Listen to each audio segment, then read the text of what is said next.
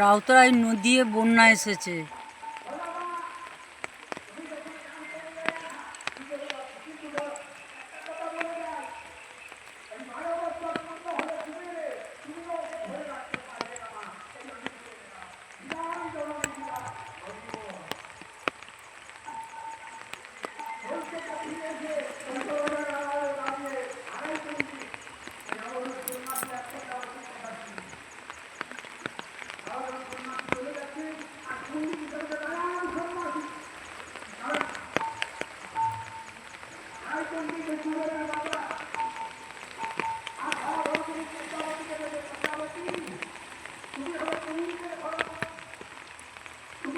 রাউতরাজ নদীর বন্যা দেখার মতন বন্যা।